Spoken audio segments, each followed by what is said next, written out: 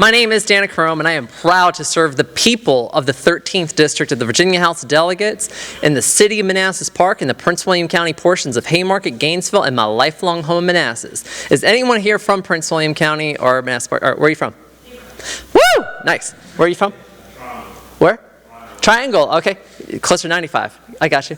Where are you from? Nokesville, Virginia. Nokesville. I used to cover Brentsville District High School, and I covered Patriot. So, yeah. Which year? 2010. Class of 2010? I covered your graduation. Nice. All right. Is there anyone else here from PW? All right, cool. I am. So here's the thing. I stand before you today because I did not come from central casting. Because I am not the person who the world at large has the mental image and portrait of being in this seat and in the oldest continuous legislative body in the Western world. That wasn't supposed to be someone of my profile. You don't elect the first transgender, metalhead, stepmom, yogini, vegetarian, all the other sort of identifiers into one person. That wasn't supposed to be the person who wanted to seat a 26-year incumbent and help expand Medicaid to 400,000 people. It wasn't it. And the funny thing is, when you spend 13 years in Catholic schools, you learn two things along the way. One, conversion therapy does not work. And the other is a quote from St. Francis de Sales that was emblazoned on my high school's wall up in Fairfax over at Paul VI Catholic High School. It said, "Be who you are and be that well." Well, you probably never thought that you could take a little bit of Catholic theology and make a very, very affirmative pro-LGBTQ statement out of it, but I sure did. And I'm here to give you that message today of be who you are and be that well, because we need you. Your Commonwealth needs you. And I mean you, individually, the person listening to this and texting on their phone while I'm talking. What's up?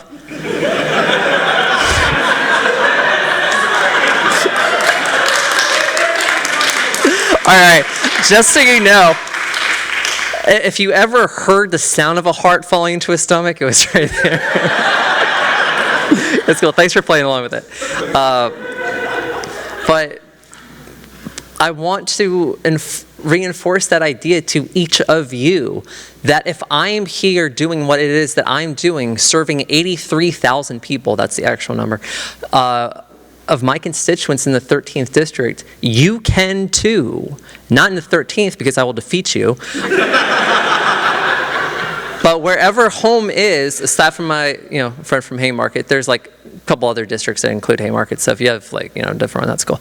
But what I'm trying to get at for all y'all is that if I didn't come from central casting, that doesn't mean that what that inherently means is that there's not a picture perfect demographic profile of who you are supposed to be in order to do this job. No, or to be called to public service or to run for office in the first place. Your job as an American citizen, if you are one, is to make sure that you are participating in your civic duty, and that goes beyond just voting. If I'm talking to the UVA law folks today and have to tell you that voting's important, that you should be registered to vote by October 15th, then I don't know how you got here. Y'all are here because you earned it here, right? That's my understanding. And I'm going to assume that part of that earning is that you actually have some sort of background in civics and some sort of background in civic engagement, because all these little extracurriculars that they counted along with your GPA and all the other nice things, that helped get you here. And that means that you have to know something beyond just the very, very basics of what you learn in the classroom. That means that you have to actually be active in your community, and you have to actually care, and you have to have that level of compassion and empathy for others to want to serve them in terms of earning a law degree so that you can be a good lawyer, as opposed to the people who, are in it for making a whole hell of a lot of money and don't really care what the consequences are and who they hurt along the way. And you don't get into journalism because you are hoping to make a whole lot of money, and because there ain't any. It's not there. But what you do get to do as a reporter is hold people accountable for a living. And you speak truth to power for a living.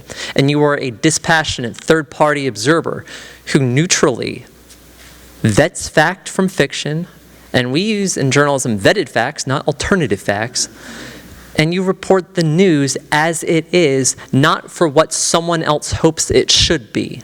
You report the news for what it is, regardless of who it helps and hurts, regardless of all that other sort of stuff. Of course we have ethics. Of course we consider stakeholders. Of course we do all that sort of, basic, just thought patterns in journalism. We have to do that. But what I'm making the point for here is that my chief qualification for office was the 9 years, 2 months, and 2 weeks that I spent authoring more than 2,500 news stories about my lifelong home of Prince William County. And journalism matters. Journalistic mission matters. We need people in this line of work, and by the way, attorneys actually tend to make pretty good reporters when they pull their heads out of their butts and they do the work. We need people who have a sense of journalistic mission right now, telling the stories. Because as one of my old professors used to say, that if we don't have good journalists, unscrupulous advertisers and political charlatans are going to be the ones left telling the stories. And so I dedicated my career to telling the stories. And as one of my bosses used to always say to me, tell me a story. Don't just, do stenography and, just a boring, quote narrative story. Tell me a story. Human beings are unique in our ability to share stories with each other. Other species don't have that beautiful, beautiful gift that we have. And when we share our stories with each other, we start enhancing our worldview. We start appreciating diversity of thought as well as diversity of experience. And what is more diversity of thought and experience than intentionally putting yourself in a campus like this or in a line of work where you will have to meet people of different walks of life every single day, people who are inherently different from you, and people who don't come from the same socioeconomic status that you do, or they don't come from the same demographic group that you do, or whatever it is. I didn't. When I got that phone call last year, or when I got that phone call on August 5th, 2016, it was the day after I got an email from the previous Democratic nominee asking me to run. I ignored it. Didn't even respond to the email. The next day, I got the phone call.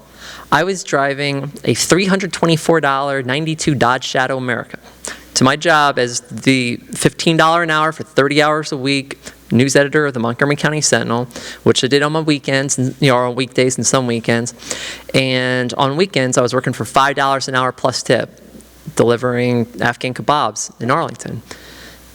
Because I know what it's like to get called back for job interviews every 2 to 3 applications under a male name, and to get job offers once out of every 8, 10, or so applications. And I know what it's like to go for 1 for 35 in a job search as a trans woman, trying to be honest about who I am and putting her name on the application and putting her name on my resume and trying to be myself. That level of discrimination does exist. And don't tell me it doesn't, because I wouldn't have been working a side job for $5 an hour at a job where I lost more money than I made because of car repairs. And when I kicked off this campaign, driving a $324 primer blue Dodge, primer blue, yes, its colors were primer and blue. It had a little bit more rust than paint. But unlike my current car, it also had a CD player. I've got the tape deck right now, and when I start rolling in that delegate cash, that $17,640 salary we got, I'm gonna get me a sweet, sweet CD player. It might have Bluetooth. Ooh, I know. And then maybe I can afford a data plan for my phone to use it. Ooh. But when I got into this race, to me, elected office is not the sole domain of the rich and powerful. It's for us too. And yeah, I know I'm at UVA. I get it. But there's a couple folks here, I guarantee you, who got here because they had to work really, really hard, and they didn't come from a lot of means. and they probably got a little bit lucky, and they haven't forgotten where they came from. And if that's you, and I hope it is, I hope that you remember that part of you and you go do something with it. And if it's not you, I hope you've got the empathy and the capacity for compassion to get to know someone who does come from that story, and to then go put yourself in an area that you don't know, whether it makes you uncomfortable or you find out that you love it there. Go put yourself around people who don't come from your background, because we've got a giant community and a giant commonwealth and a giant world around us from which to learn from. And if my experience can teach you anything, it's that you can succeed because of who you are, not despite it, and not for what discriminatory politicians tell you you're supposed to be. You go be you better than anyone else ever could, because you're the only one who ever could. Let that part settle in for a minute. You know why I say all that? Because LGBTQ folks and stuff, we are so used to being told to be someone else. We are conditioned from the time that we are young or we figure out who we are, that it's not supposed to be like that. That it's supposed to be then, at best, something you have to overcome to get to where you want to be. And you know what I heard last year? I got called every name in the book. You name it, I got called it. Even things that you don't think make sense, got called that too. Yep, everything. Got heard, everything. But you know the most common slur that was thrown at me? The most common attack? Well, first someone would try to dehumanize me and call me it or whatever it is. Whatever, I don't care. They would call me mentally ill. The most common attack against me was people calling me mentally ill. It's a guy who dresses like a girl. He's mentally ill. It's mentally ill. We don't even know what to call it. Well, you can call her delegate now.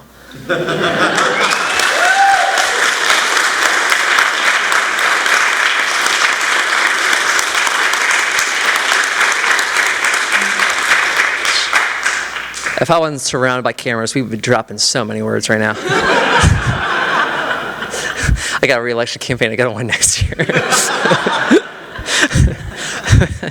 But one of the things that I also hope that you get out of that quick message there is that, yeah, we do know what it's like to have to overcome obstacles that have been set up and designed for us to fail.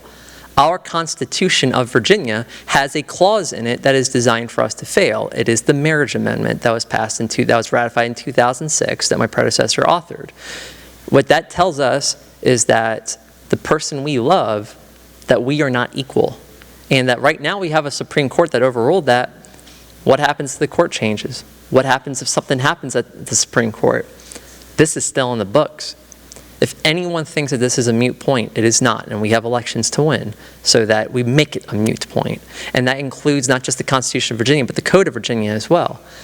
But I can only talk to you about discrimination stuff. I can only talk to you about the things that the media narrative about me, and I am never going to be the politician who says, blames the media for my problems. No, I understand why when I would introduce myself as Danica Roem last year, that Washington Post web editors introduced me as transgender candidate. I get it. I understand that. I understand what the news value of my election was and my campaign and being in office. I get it. But the thing is about an 800-word story is that you can only write so much based on that little nugget, because eventually you're going to have to interview me, and eventually you're going to find out that, hey, guess what? Trans people get stuck in traffic too. Like I told Jordan Klepper on the opposition last year, we don't get to ride our unicorns to work every day. We only get to use them on weekends and like Thanksgiving, but that's it.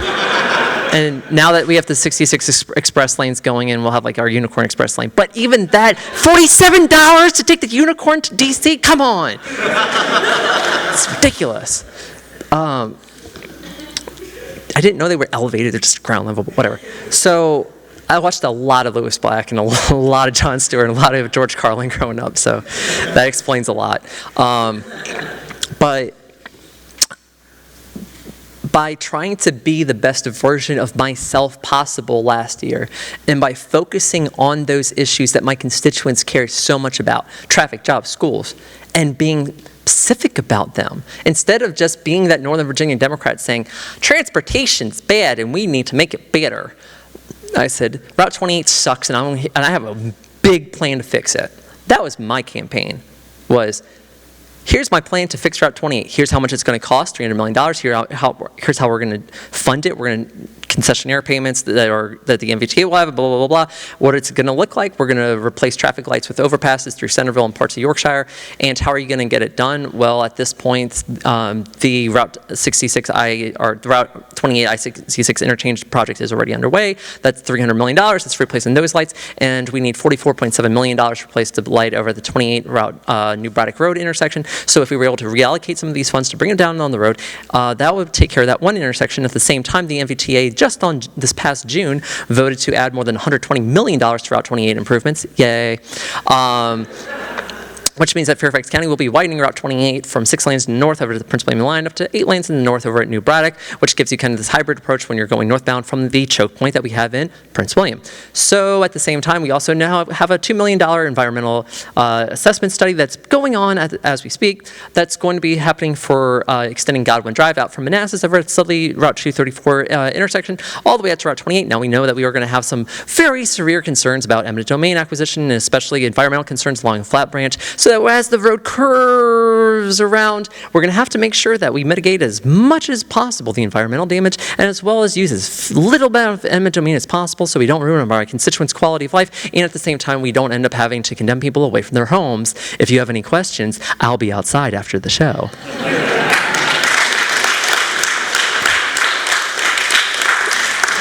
But you're transgender. Do you want to talk about bathrooms? Yes, I would. I need to go pee. I'll be right back. Thank you for not following me. That's it.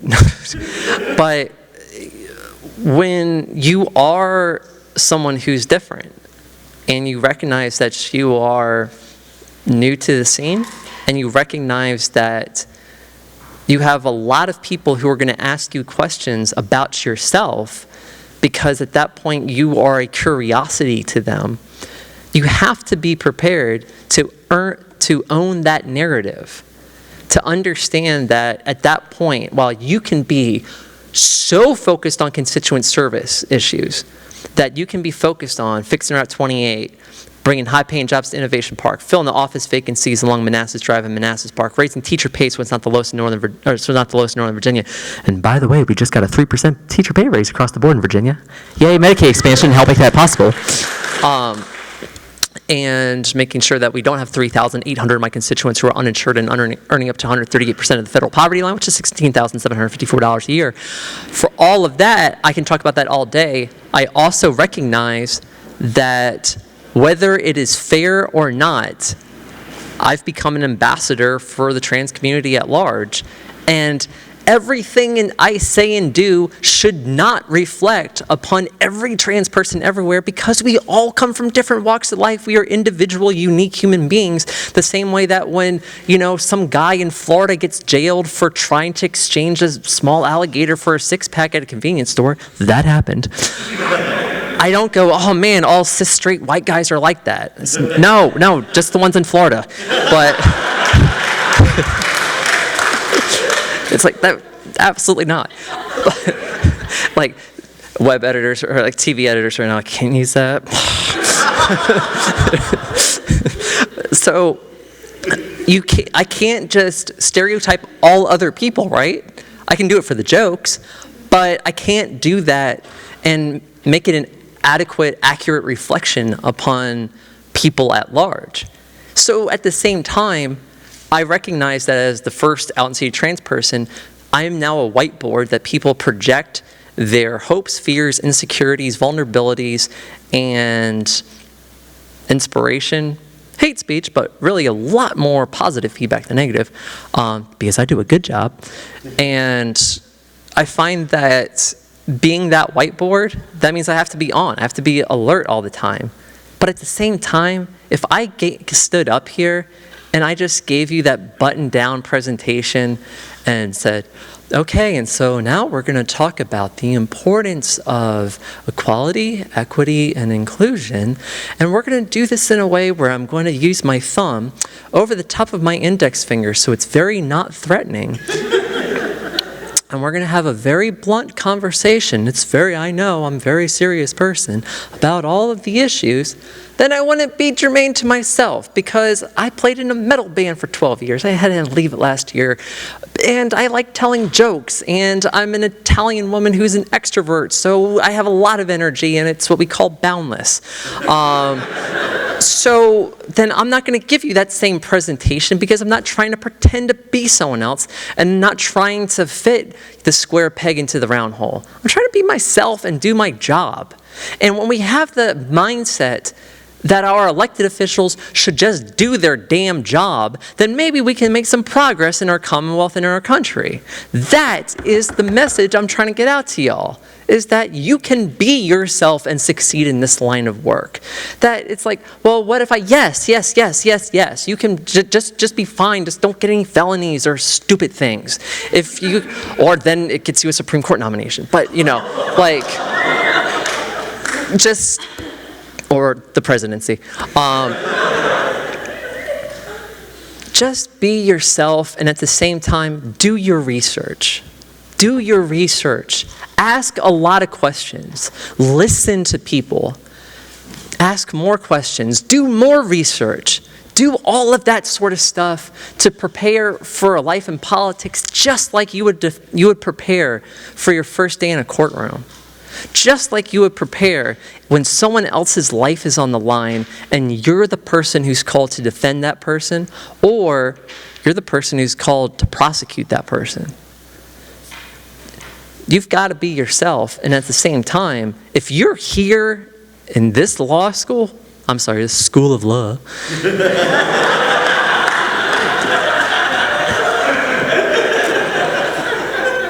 in journalism, we try to omit unnecessary words.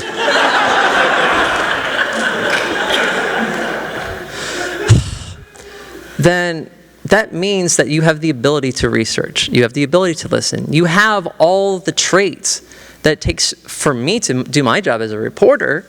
You have, because that's inherent to the line of work that you're in. And guess what happens? You know why 58% of attorneys, I guess it is, run for office? Because they see that their skill set is directly transferable to being an elected official. And as a reporter, I saw my skill set as being directly transferable to being a good elected official. And so did Chris Hurst over in Blacksburg. And so did Shelley Simons in Newport News, who, as I hope all of you recognize, every vote counts, because when your election is determined via fishbowl drawing, because one person in Newport News didn't vote that day, that is the difference between a 50-50 parity House of Delegates right now and a 51-49 minority that I find myself in.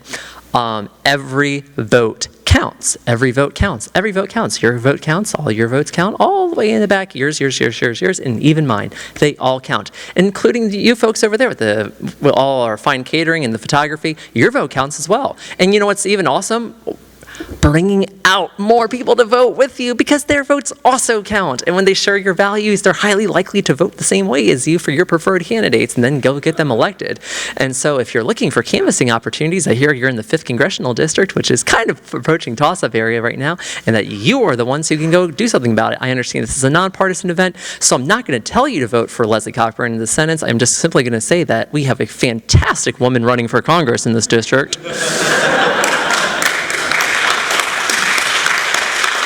Who's also a reporter. Not that I have any bias.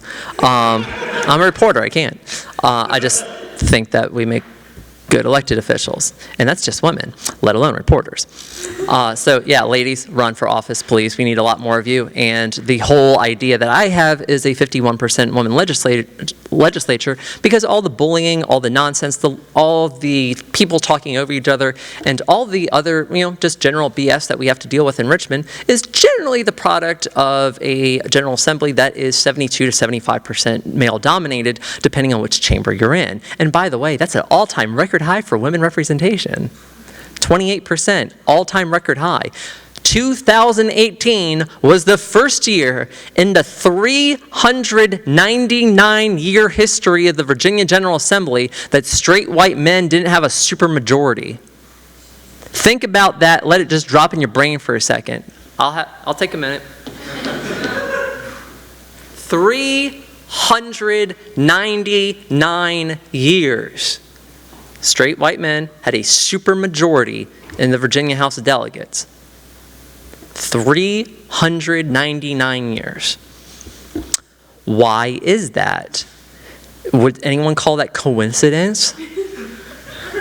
The answer is no. No. It's because when you have a system of government that is set up and designed by one demographic group, do you think it's going to inherently benefit that demographic group? Yes. And is it sometimes crafted in a way to disadvantage other demographic groups? Also, yes. As previously explained, our state constitution right now is still designed to negatively affect some of the very people who are in this room today. In fact, I would wager most of us. That means that we have a lot of work to do. You have a lot of work to do within your communities on all those local issues, those hyper-local issues that unite the very people who you wish to serve and people who you don't even know have those problems but can probably relate to them. Traffic, jobs, schools, healthcare, and equality. And at the same time, remember that as LGBTQ people, you have a unique experience that up to 90% or sometimes more than 90% of people will never live. And even our best allies, even the people who are co-conspirators, as we say in social justice speak, even the people who are really in it with you, it's still not them, right? But it is you. And for trans folks, when we make up 0.6% of the population to like 1.6 somewhere in there, that means we have a very, very, very exclusive view into the world that a lot of other people don't have. And now that I'm in a position of power, my job is to make sure that I'm elevating other voices, because I will never be the person who gets to the front of the line, turns around and says, how come you're not up here with me? I'm the person who gets to get to the front of the line and say, join me, and what can I do to help? That's what happens when, number one, you come from a background of having to overcome obstacles to succeed in the first place. And number two, that's what happens when your minority leader is David Toscano. Welcome.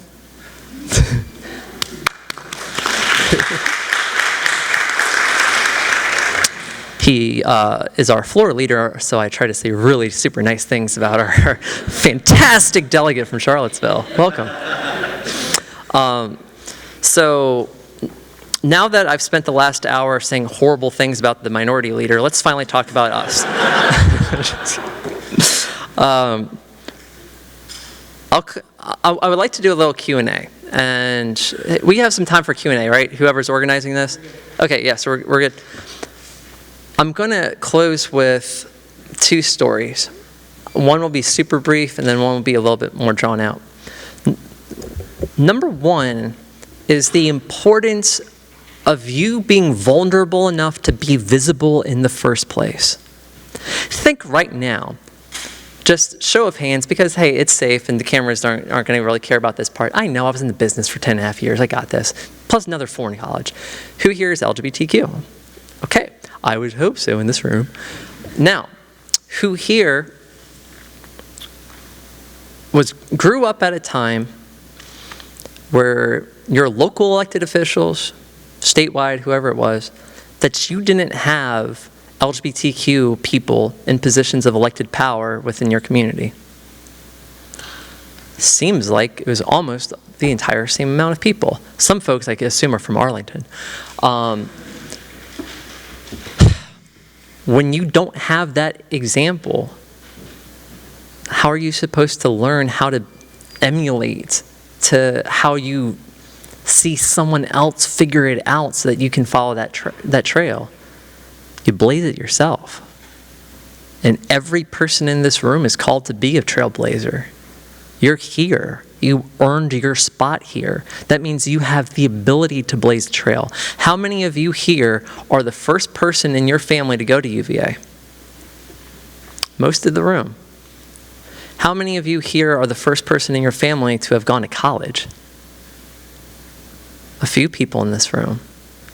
And when you graduate from here, who here wants to take their experience to help other people more than make money? Right? Just trying to keep it real. I got you.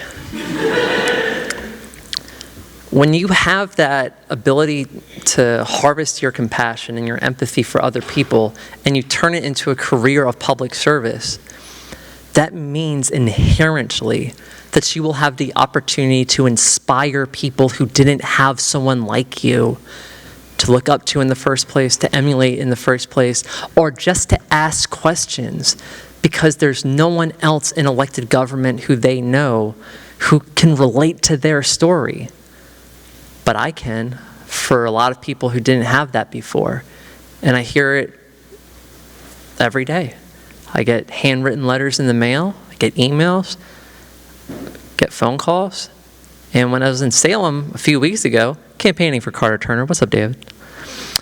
Special election for the House of Delegates, so we get 50-50 parity. So when I was in Salem, I was sitting in a library waiting for my phone to charge because I had just knocked out my walk packet. I'm doing my part. And this 15-year-old girl and her counselor walk into the room. I had not met either of them before. And the girl comes up, and she's clearly autistic, and that's cool. You know, I've got a lot of autistic people in my life. That's just fine. I know how to basically, make sure that I'm not being either demeaning or, over-talking or doing all the other sort of stuff that makes that person uncomfortable. At the same time, so she asked me a lot of questions, and she goes, I've never met another trans girl before. I'm like, well, hi, I'm Danica. It's nice to meet you. You may know who I am. And we had a back and forth. She asked very trans-specific questions that from other people might seem kind of invasive. And for me, I was like, hey, it's okay. I understand what's going on. It's fine. And then she closes by saying, can you be my mentor? Think of this girl in Salem. I'm from Manassas. I live 200 some odd miles away. I'm not in a position to be this girl's everyday mentor. I'm an elected official. I got 83,000 people in my district I got to take care of. But at the same time, that doesn't mean I give up on her. That doesn't mean I turn my back and say, no, go away. That means, hey, I can't, but you know what? I know some really good folks over at Ladies and Gents of the Blue Ridge who might be able to talk to you, might be able to take care of you. Because they're a trans advocacy group over in Roanoke, which is right next door. And their members come from all over the place. And I know that because I keynoted their event this year. And we packed the house. There's a lot more people in Southwest Virginia who are just like you than you know. And she smiled, and I gave them her information. And I'm hoping now that she's got someone in her community to be that mentor who she can look up at her and say, if they can do it, so can I. And me standing in front of this room right now, I hope every person who's here is thinking, if she can do it, so can I. And it's not because I'm trans. It's not because I'm in the House of Delegates. It's not because of all this other stuff. It's because I'm talking to you today. And that if I'm in a position with all those titles and all those identifiers, and we're able to have this conversation today, that means you can do this too. Because I didn't come from the perfect background. Like I said at the very beginning, I didn't come from central casting. My dad died when I was 3 years old. That was my first understanding of suicide. Next person in my family died, who I lived with, died when I was 7 years old. I'm used to dealing with tragedy. I know what it's like to be in your 20s and go to more funerals than weddings. And I also know what it's like to be so insecure and at the same time trying not to disappoint people, trying to say that they might not like this part of me. And in reality, it's really all of me. So I should probably be the best person that they think I should be. No. I had that fear for 29 years, for 30 years. I know what that's like to overcome, and I did. And I did it because I had really, really good people in my life who turned their home into my safe house, where I could just be myself there. And one of my friends, she said, whenever you come over here, I want to see you. I want to see you. And I went to my psychologist. I've been seeing a psychologist for the last 6 years. Whoever says that, and yeah, I've been seeing a psychologist for the last 6 years. Destigmatize mental health. We need to treat mental health just the same as we treat physical health. Absolutely. Nothing wrong with that. I go in for, what was on the DSM-5, 302.85, and now it's on the ICD-10 as F64.1. Just gender dysphoria in adolescents and adults. Okay, cool. That is who I am. That's what I do. And at this point in my life, I go for basic maintenance once every 6 months just to check in, just to make sure everything's going right. And there's nothing wrong with that. And the more we encourage people to be proactive, to take that initiative, to take care of themselves in the first place, the more they are going to be comfortable being vulnerable enough to be visible in the first place, to talk to other people about why it's okay to be helped and why it's okay to help other people, and that we are always in this together. And at the same time, we know that we can be in this together. We can work together. But if we don't work for change, if we don't believe that our individual voice makes a giant difference and that our individual effort can change the world, then we won't. And the people who participate will. And at the same time, I've got a story from you from back home about the power of one conversation. And I want you all to take this and just think about it for a bit. April of last year, there's a special election going on at the same time as my primary, only it was happening 2 months in advance. It was for clerk of the circuit court in Prince William County. Now, our 2015 nominee, Jacqueline Smith, she had lost it very narrowly back in 2015 as a Democrat. And she decided to run for the special election. And at the same time, the House Majority Whip was running on the Republican side. And ended up outspending her 7-1. 7-1 gulf. And this was before we won the House of Delegates, 15 seats, should have been 16. Before all that other stuff. This was at the very, very crest of the blue wave, just coming ashore on the East Coast. And I said, you know what? I'm going to make Jacqueline Smith's campaign my campaign. I'm going to be an extension of her campaign. And I told her, I'm going to knock doors for you, and we're going to be your lead field organizer in the 13th district. And by the way, she's having a baby like right now as I'm talking, which is kind of cool. But anyway, so just very random aside. It's just like, she couldn't do a thing today. It was like, wow, cool, okay. But anyway, so, sorry, scatterbrain, woo, squirrel. So as I'm knocking doors, I'm going down this one dirt road off Old Carolina Road in the town of Haymarket. And I am there to talk to one person 3 days before the election, or the day before Easter. And get out of my car, my then 98 Toyota Camry, because I was rolling in $1,500 worth of a car at the time. It broke down. And don't have it anymore. And I get out of the car with my stepdaughter, and I go to knock, and this woman in hijab comes out from the garage. And so I start talking to her. I said, hey, do you know about the election that's coming up this Tuesday? No, I don't. Okay, well, let me tell you what's going on here. So Jacqueline Smith is running for office and for clerk of the court, and she is trying to take the politics out of the courthouse. So number one, the staff will actually be able to answer the phones, which they weren't allowed to do at the time. Spoiler alert.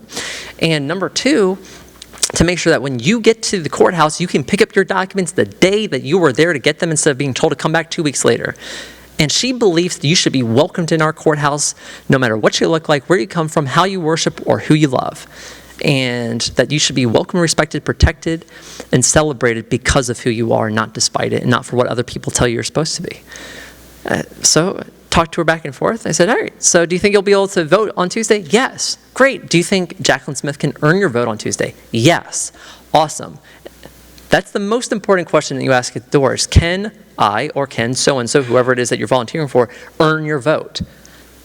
Then I took it to the next step, and I said, are there any other registered voters in your home? Because my walk list has her as the only super solid, strong, always votes in a primary Democrat. But that didn't mean that there weren't other registered voters there. And she said, yeah, hold on a second. So she comes back out with her 2 daughters. She comes back with her mother. She comes back with another woman. She wasn't registered, but she just wants to talk. That's cool. Italian extrovert from whose mom's from the Bronx. Totally fine with that. And so I started asking them, what's important to you? And the young woman said, well, the environment's important to us. Great. College tuition's important. Great. Those are very important in my race, and I'm happy to talk to you about that. But let me tell you about Jacqueline Smith. And so I read through the battery of her issues again. And I said, now, she wants to make Prince William County more inclusive. And she wants you to be able to come to the Prince William County Courthouse without being afraid to show up there in the first place. That it's okay for you to walk through the door and just be yourself. So they all smiled, and I could tell they were pretty progressive. They were getting fired up. I said, all right, so you're all going to come out to vote? He said, yes. And those 4 women got excited. But here's the thing. This precinct, this is a battleground precinct. Delegate Marshall, my predecessor, carried it as a Republican in 2011, 13, and 15. And at the same time, Hillary Clinton and Tim Kaine carried it in 2016. So I told them, one household can flip this precinct in a low turnout special election. And if we win Tyler precinct, we'll win Prince William County. And if we win Prince William County, Jacqueline Smith's going to be next clerk of the court. Well, those 4 women got excited. Those 4 women voted, and we won Tyler by 3 votes. And for the first time in a generation, we now have a progressive Democrat as the clerk of the court in Prince William County. So the following weekend, I come back out, and I've got a copy of the local newspaper, and it says, Smith wins, semicolon, GOP in trouble, question mark. And so I come back out to give that copy to them. And the woman greets me, and her husband's there. And I said, yeah, we all came out to vote. And he said, yeah, I voted too. I said, oh, great. Well, because you 5 people in your house voted, we won this precinct 85 to 82, but we would have lost it 82 to 80 if you didn't. And here's the thing. I've got my primary coming up in June. Do you think you should show up one more time for me in June? Well, this time all 5 of them got excited. All 5 of them voted, and I won Tyler by 6 votes.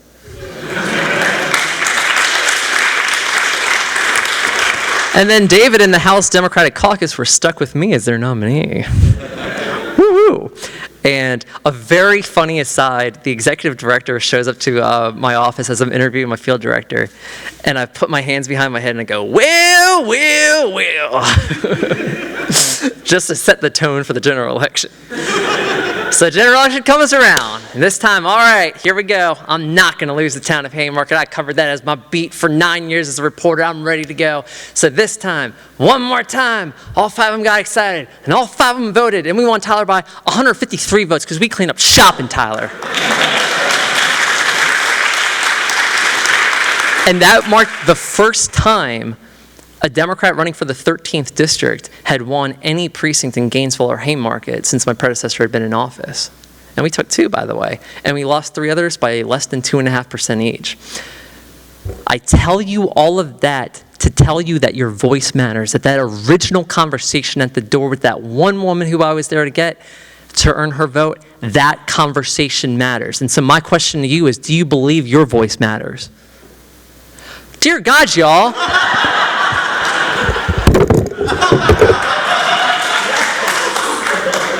Does your voice matter, UVA? Yes!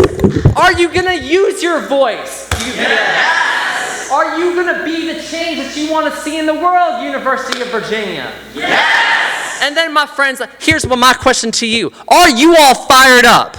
Yes! Are you ready to go? Yes! Are you ready to win November 6th? Yes! And will you do what it takes? Will you knock on doors, make phone calls, donate to campaigns, work the polls, and show up to vote so that your voice, our voice, that voice of inclusion that we need to make our Commonwealth and our country a more inclusive Virginia, will you do everything that it takes to make that happen?